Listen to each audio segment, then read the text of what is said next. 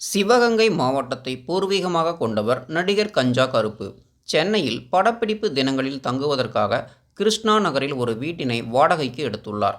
மாதம் ரூ. 20,000 வாடகை கொடுத்து வரும் நிலையில் கஞ்சா கருப்பு ஊரில் இல்லாத சமயத்தில் வீட்டின் பூட்டை உடைத்து வேறு ஒருவருக்கு வாடகைக்கு விடுவதற்காக வீட்டு உரிமையாளர் முயற்சி செய்ததாக குற்றம் சாட்டி உள்ளார்.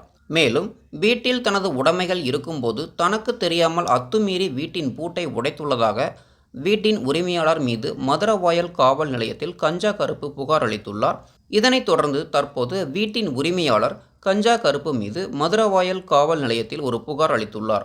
அந்த புகாரில் வாடகை பாக்கி ரூ. 3,00,000 இன்னும் தரவில்லை என்றும், வீட்டை உள்வாடகைக்கு விட்டு மதுபானம் மற்றும் தகாத செயல்களை செய்து வீட்டை ஒரு தங்கும் விடுதி போல் மாற்றிவிட்டதாகவும் கஞ்சா கருப்பு மீது புகார் அளித்துள்ளார். வீட்டின் உரிமையாளர் மீது கஞ்சா கருப்பும், கஞ்சா கருப்பு மீது வீட்டின் உரிமையாளரும் மாறி மாறி புகார் அளித்துள்ள சம்பவம் தற்போது இணையத்தில் பரவி பரபரப்பாக பேசப்பட்டு வருகிறது.